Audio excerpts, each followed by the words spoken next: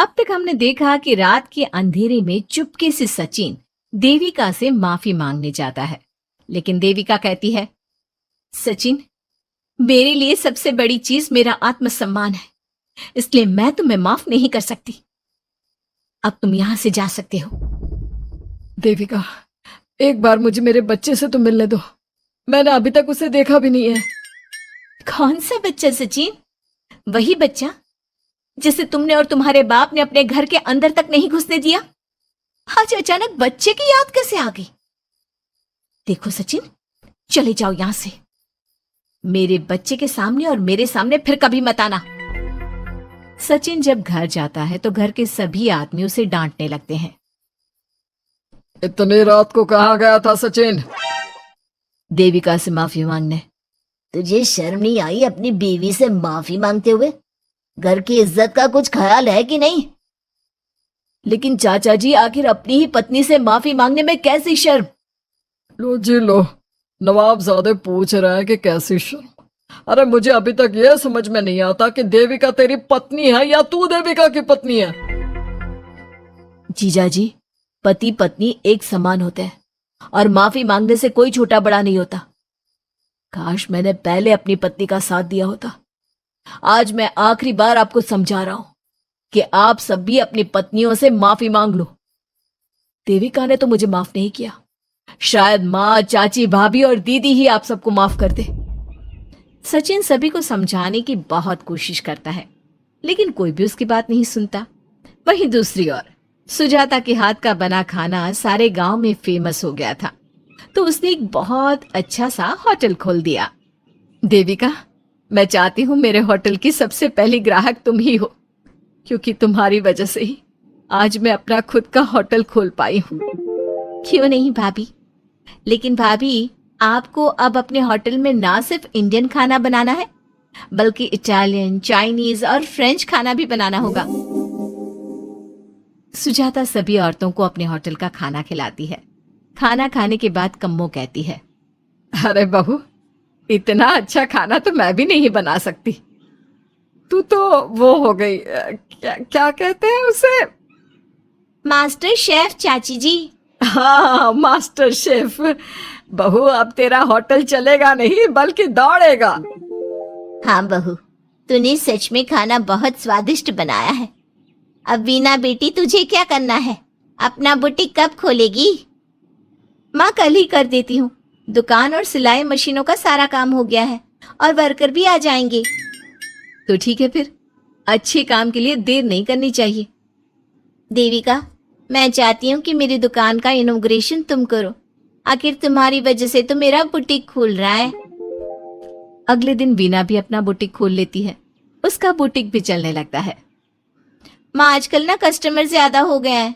Boutique में जो worker है वो वर्कर कम पड़ रहे हैं। मुझे और वर्कर की जरूरत है। बेटी, गांव में तो तुझे कोई मिलने से रहा। अच्छे वर्कर तो शहर से ही मिलेंगे। हमें भी कुछ लोगों की जरूरत है जो हमारे बर्तन शहर ले जाकर बेच सके। देविका बहू, अब तू ही कुछ कर। ठीक है माँ जी, मैं अपने पापा से बात करती हूँ। वो अखबार में इश्तेहार दे देंगे तो कई वर्कर आ जाएंगे। कम्मो और विमला के बनाए बर्तन भी दूर दूर तक बिकने लगे। सभी औरतें देखते ही देखते बहुत फेमस हो गई। अब देविका ने गांव में अपना स्कूल भी खोल लिया। सभी गांव की लड़कियां स्कूल जाने लगी। एक दिन देविका ने सभी से कहा, माँ जी, मैंने स्कूल तो खोल लिया है और गांव की लगभग सारी लड़कियां भी आ रही हैं, लेकिन कल से आप सब भी आएंगी, गांव की सभी औरतों के साथ। देविका बहू, कैसी बात कर रही है तू? इस उम्र में हम स्कूल जाते हुए अच्छे लगेंगे क्या?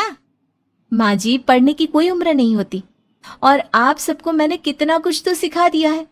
अगर आप सब स्कूल पढ़ने आएंगी तो इससे गांव की सभी औरतों को हिम्मत मिलेगी। लेकिन बहू, अब हमें पढ़ने की क्या जरूरत? अब तो हम बूढ़े हो गए हैं। चाची जी, जरूरत है पढ़ने की, और पढ़ने की कोई उम्र नहीं होती। अब देविका लड़कियों को पढ़ाने के साथ साथ गांव की औरतों की शिक्षा पर भी ध्यान देने लगी। कुछ दिन में घर की सभी औरतों के बारे में राज्य के बड़े बड़े मंत्रियों को पता चला और वो सीधा उनके गांव उनसे मिलने पहुंचे। देविका जी, आपकी वजह से पूरे गांव का नाम रोशन हो गया है। जगह जगह आपके घर की सभी औरतों की तारीफ हो रही है। हाँ देविका जी, आप सभी के बारे में सुनकर हम अपने आप को रोक नहीं पाए और आपसे मिलने आ गए। देविका जी, हम आपको और आपके घर की सभी औरतों को सम्मानित करना चाहते हैं और आपके स्कूल के लिए डोनेशन भी देना चाहते हैं। इस तरह मंत्री और गांव के सभी लोग देविका के साथ साथ उसके घर की सभी औरतों को प्रतीक चिन्ह देकर, फूलों की माला पहनाकर और शॉल देकर सम्मानित करते हैं। इसके अलावा देविका के स्कूल के लिए भी बहुत पैसा देते हैं। जिस पंचायत ने देविका के खिलाफ फैसला सुनाया था, उस पंचायत को अपने फैसले पर आज पछतावा हो रहा था। उधर घर के आदमियों की हालत और भी खराब हो रही है। बापू, चाचा जी, अब सचिन ने आपको समझाया था कि सबसे माफी मांग लेते हैं, तब आपने हमारी बात नहीं सुनी। अब देखिए, सभी का राज्य में कितना नाम हो रहा है। खुद मंत्री जी उनको सम्मानित करने आए हैं। बापू, मोहन और सचिन ठीक कह रहे हैं। हमारी हालत तो दिन पे दिन खराब होती जा रही है। ना तो हम घर का कोई काम कर पा रहे हैं और ना ही बाहर का। तुम लोग जरूरी बात सबसे आखिर में बताते हो। ये बात तुम लोग पहले भी तो बता सकते थे। भैया, हमें सबसे माफी मांगनी चाहिए और सबको यहाँ बुलाकर लाना चाहिए। ठीक है, तुम सब यही चाहते हो तो चलो, आज ही घर की सभी औरतों को घर ले आते हैं। घर के सभी आदमी चल देते हैं सभी औरतों से माफी मांगने के लिए। जैसे ही वो औरतों के पास पहुंचते हैं, सभी हैरान हो जाती हैं। कम्मो, ये सब यहाँ क्यों आए हैं? पता नहीं, लगता है आज फिर झगड़ा करने आए हैं हमसे। अगर आज कल्याण ने मुझे कुछ बोला तो इसे छोड़ूंगी नहीं मैं भी नहीं छोड़ूंगी मोहन जी को। ना इनका भरता बनाया तो मेरा नाम भी सुजाता नहीं। शांत रहो आप सब, देखने तो दो क्या कहते हैं। सभी आदमी अपनी अपनी पत्नियों से माफी मांगते हुए कहते हैं, कम्मो, मुझे माफ कर दो, मैं तुम्हें घर ले जाने आया हूँ। तुम्हारे बिना घर बहुत सुना लगता है विमला, घर चलो। सुजाता, मैंने जो भी तुम्हारे साथ किया उसके लिए मैं बहुत शर्मिंदा हूँ। मुझे तुम्हारी और तुम्हारे हाथ के बने खाने की बहुत याद आती है। तुम मेरे साथ घर चलोगी ना? वीना, वो घर मेरा नहीं तुम्हारा है और मैं नहीं चाहता कि तुम मेरी वजह से अपना घर छोड़ दो। इसलिए अपने घर चलो और हम सबको माफ कर दो। अपने पतियों की इस तरह माफी मांगने से सभी औरतें अपने पतियों को माफ करके उनके साथ जाने को तैयार हो जाती हैं। लेकिन देविका घर आने से मना कर देती है। सभी औरतें उसे समझाती है। देविका बहू, अब घर जाने में क्या दिक्कत है? मांग तो ली सबने माफी। देख तो सचिन भी कितना शर्मिंदा है। हाँ बहू, हमारी लड़ाई तो यही थी कि ये हमसे माफी मांगकर इज्जत के साथ घर ले जाए। अब घर चलने से तेरी शादी बच सकती है। चाची जी, मैं पहले भी बता चुकी हूँ, अब दोबारा से फिर कह रही हूँ, मेरे लिए शादी से बड़ा है आत्मसम्मान। आप लोगों की शादी आपकी मर्जी से नहीं हुई है, लेकिन मेरी शादी मेरी मर्जी से हुई है। इसलिए शायद आप लोगों को फर्क नहीं पड़ता कि आपके पति ने आपके साथ क्या किया, पर मुझे इस बात से बहुत फर्क पड़ता है कि मेरे पति ने मुझे अपने बराबर नहीं समझा और इसलिए मैं उसे माफ नहीं कर सकती। देविका, मैं अपने बर्ताव के लिए बहुत शर्मिंदा हूं। तो जिंदगी भर शर्मिंदा रहना। और हाँ, आप सब इनके साथ जाना चाहती हैं तो जाइए, लेकिन मेरी एक बात हमेशा याद रखिएगा, शादी सिर्फ एक रस्म होती है। इस रस्म में पति और पत्नी बराबर के हिस्सेदार होते हैं, ना कोई छोटा होता है और ना कोई बड़ा।